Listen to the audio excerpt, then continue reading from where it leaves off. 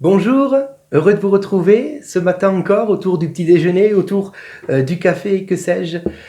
Voilà, que le Seigneur vous bénisse et qu'il bénisse votre journée. Vous avez encore une fois, je vous le répète, choisi la meilleure part, celle de vous tourner vers le Seigneur dès le matin. Alors vous verrez combien le Seigneur est présent dans votre journée. Alléluia. J'aimerais lire avec vous la suite de notre texte. Nous sommes dans l'évangile de Marc, au chapitre 13, et juste le verset 32. Jésus dira, après avoir partagé à ses disciples tous les signes qui vont précéder son retour sur la terre, il dira quant au jour et à l'heure, personne ne les connaît, pas même les anges dans le ciel, ni même le Fils. Le Père seul les connaît. Faites bien attention, restez en éveil et priez, car vous ignorez quand ce temps viendra. Et au verset 37, un peu plus bas, ce que je vous le dis, je le dis à tous, restez vigilants. Alléluia. Alors entre les deux versets que j'ai lus, entre le verset 32 et le verset 37, il y a une parabole que Jésus donne pour nous encourager à rester vigilants. On parlera de cette parabole demain, si vous le voulez bien. Mais j'aimerais aujourd'hui vous partager autour d'une autre parabole qui a le même thème, celle de la vigilance, et qu'on ne retrouve pas dans l'évangile de Marc. Alors on va aller ensemble dans l'évangile de Matthieu, au chapitre 25. Voilà, nous allons parler aujourd'hui de cette parabole des 10 vierges. Alléluia. Alors, il est écrit donc des versets 1 à 13. Je vais le lire rapidement quand même. Le royaume des cieux ressemblera au retour du Fils de Dieu, au retour de Jésus. Il ressemblera à 10 jeunes filles qui ont pris leur lampe pour aller à la rencontre du marié. 5 d'entre elles étaient folles et 5 étaient sages. Celles qui étaient folles ne prirent pas d'huile avec elles en emportant leur lampe, tandis que les sages prirent avec leur lampe de l'huile dans des vases. Comme le marié tardait, toutes s'assoupirent et s'endormirent. Au milieu de la nuit, on cria « Voici le marié, allez à sa rencontre !» Alors toutes ces jeunes filles se réveillèrent et préparèrent leurs lampes. Les folles dirent aux sages « Donnez-nous de votre huile, car nos lampes s'éteignent. » Les sages répondirent « Non, il n'y en aurait pas assez pour nous et pour vous. Allez plutôt chez ceux qui en vendent et achetez-en pour vous. » Pendant qu'elles allaient en acheter, le marié arriva. Celles qui étaient prêtes entrèrent avec lui dans la salle des noces, et la porte fut fermée. Plus tard, les autres vierges, les 5 qui étaient parties chercher de l'huile, revinrent, toquèrent à la porte, en disant « Ouvre-nous !» Mais il répondit « Je vous le dis en vérité, je ne vous connais pas. Restez donc vigilants, puisque vous ne savez ni le jour ni l'heure où le Fils de l'homme reviendra. Amen. » Voilà donc cette parabole des 10 vierges qui vient non pas pour juger les actes de ces 10 vierges, mais qui vient plutôt pour juger leur préparation. Voilà. Car quand Jésus nous dit « Soyez vigilants jusqu'au bout », il parle avant tout de notre préparation à son retour. Voilà, il parle aussi de nos actes, on en parlera certainement dès demain, mais avant cela, il parle du fait qu'on doit être préparé pour le jour où il reviendra. Alléluia, oui, dans la parole de Dieu, en tout cas dans cette parabole, nous voyons que Jésus se compare à un époux et il compare son Église qui sont les invités aux noces, à ces 10 vierges qui sont censées être prêtes pour quand l'époux viendra, même si l'époux tarde à venir. Alléluia. Alors, on voit finalement d'ores et déjà que dans l'Église, il y a des sages et il y a des fous. Voilà. Bon, que je puisse être sage pour le Seigneur et fou au regard du monde, gloire à Dieu. Alors tout le monde dormait, que ce soit les sages ou les folles. Ça me parle du repos de la foi. Hein? Oui, le Seigneur tarde. Il tarde, mais non pas que ça lui fait plaisir, mais il tarde afin qu'un plus grand nombre soit sauvé. Alléluia. Et donc, dans cette attente, on s'endort. Mais on ne s'endort pas pour dormir. On s'endort dans le repos de la foi. C'est pas pareil. Dans le repos de la foi. C'est-à-dire, on a l'assurance du salut. Et soudain, dans la parabole, voilà que le cri retentit. L'époux arrive, sortez, préparez vos lampes. Alléluia. Car le rôle de ces 10 vierges était d'illuminer le cortège en partant de la maison de la mariée, que l'époux vient chercher, pour l'emmener jusque dans la maison du marié, de l'époux, où se déroulera les noces. Tout comme le Seigneur viendra sur la terre nous chercher et nous emmener avec lui au ciel pour le repas des noces. Alléluia. Et donc, le rôle des vierges à ce moment-là était vraiment d'éclairer le cortège. Alors j'imagine, lorsque ce cri retentit, le mari arrive, j'imagine les 10 vierges, vite, le miroir, est-ce que ça va? Voilà, ma robe, est-ce qu'elle n'est pas trop froissée? Non, c'est bon, ok, tout va. Allez, on prend la lampe, on y va. Et là, le drame, sur les 10 lampes, il y en a 5 qui s'éteignent. 5. Car sur les 10 vierges, il y en a 5 qui n'ont pas prévu de garder, si vous voulez, une réserve d'huile, justement. Et donc, les lumières s'éteignent. Jusqu'à l'avènement du marié, jusqu'à ce temps de la révélation, on va dire que les 10 vierges étaient identiques en apparence. Extérieurement, elles étaient semblables. Elles paraissaient toutes être prêtes, elles étaient toutes au même endroit, elles étaient toutes bien habillées, toutes certainement bien coiffées, toutes avaient leur lampe et même la lumière, mais au moment de la révélation, les choses changent. Oui, mes amis, je dois nous le rappeler, c'est la parole de Dieu qui le dit, au jour du retour du Seigneur, tout sera mis en lumière, et le Seigneur dira ceci, lorsqu'il viendra, il séparera les boucs d'avec les brebis, le blé d'avec l'ivraie, il séparera les justes d'avec les injustes, de tous ceux qui étaient unis ensemble pourtant, en attendant aussi le Seigneur. Donc oui, dans l'Église, j'ose le dire et nous le rappeler, avec énormément d'amour, mais il y aura du tri. Le Seigneur cherche ceux qui ont de l'huile. Alléluia.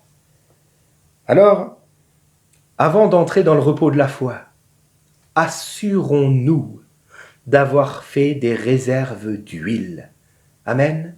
Assure-toi, mon ami, de ne pas te reposer dans la foi en négligeant l'huile. Justement, qu'est-ce que représentent ces lampes qui doivent éclairer le cortège? Alors, déjà, les lampes en elles-mêmes, c'est quoi? Nous le lisons dans le psaume 119, au verset 105. « Ta parole est une lampe à mes pieds, une lumière sur mon sentier. » Autrement dit, la parole de Dieu est la lampe.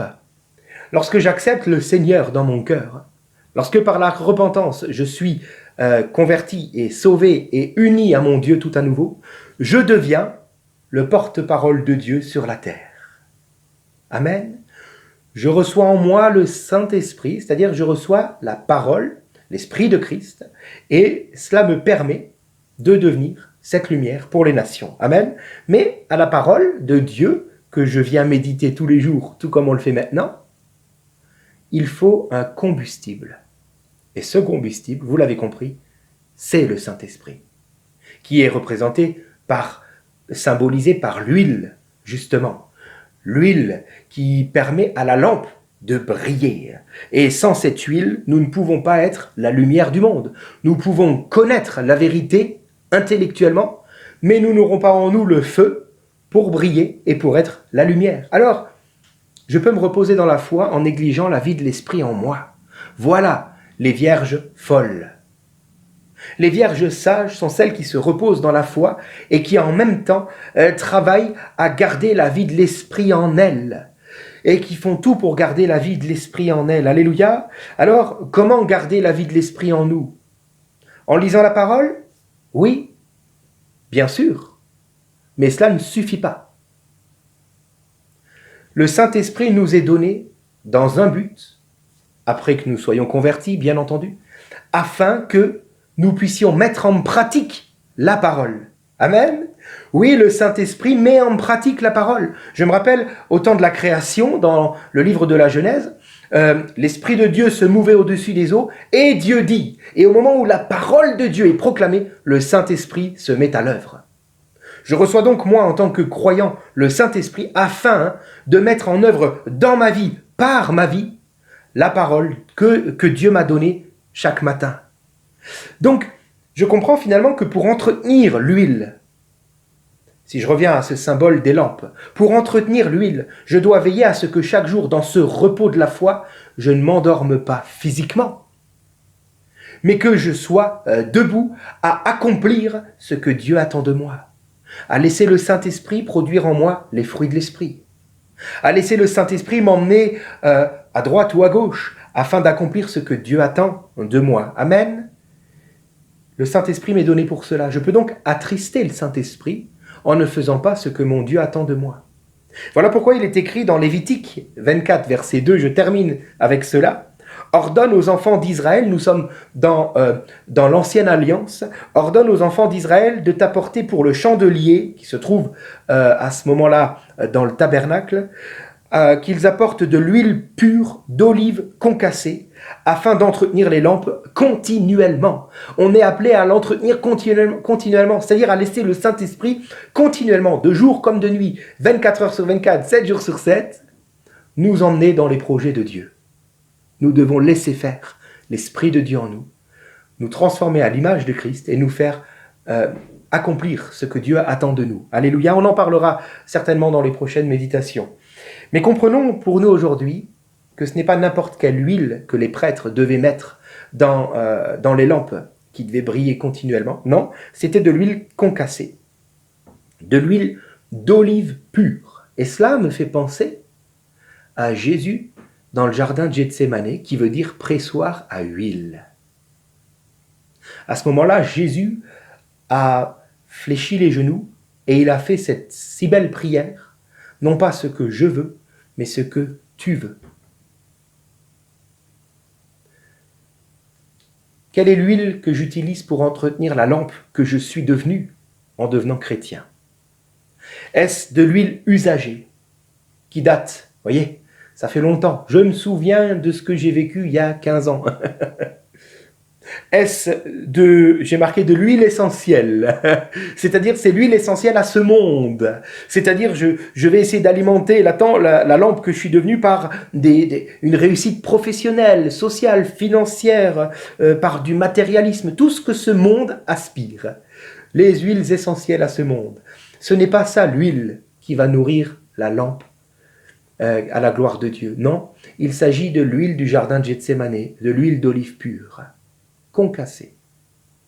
Peut-être est-il temps pour nous, mes amis, aujourd'hui, de revenir dans le jardin de Gethsémanée jusqu'à nous laisser presser comme Jésus, afin que le Saint-Esprit nous mette à genoux et que nous puissions dire « Seigneur, non plus ce que je veux, mais ce que tu veux. Fais de moi une vierge sage et non pas folle, et pardonne-moi s'il le faut de l'avoir été quelque temps. Car je veux accomplir la volonté de mon Dieu, je veux laisser le Saint-Esprit brûler en moi, afin que la lampe que je suis puisse briller jusque dans les nations. » Amen. Je vous invite à prier ensemble pour que le Seigneur vraiment nous utilise encore et que nous puissions ne pas nous contenter du repos de la foi, mais veiller au niveau d'huile.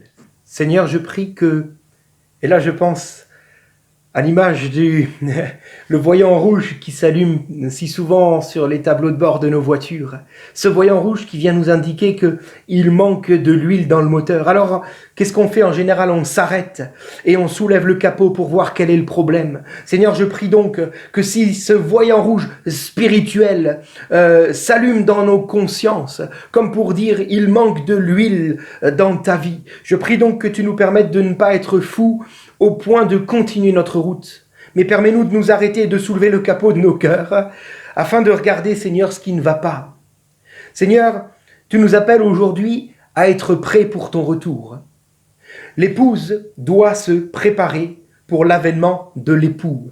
Seigneur, tu nous donnes le Saint-Esprit afin, c'est vrai, d'accomplir les œuvres préparées d'avance. On en parlera les jours prochains. Mais avant tout, afin que ton épouse se prépare, qu'elle se fasse belle à l'image, à la ressemblance de l'époux. Que le Saint-Esprit aujourd'hui puisse librement tout à nouveau nous transformer à ton image, Seigneur. C'est ma prière. Fais de nous, Seigneur, des vierges sages. Au nom de Jésus. Amen. Que Dieu vous bénisse, mes amis, et à demain. Seigneur, viens ranimer le feu.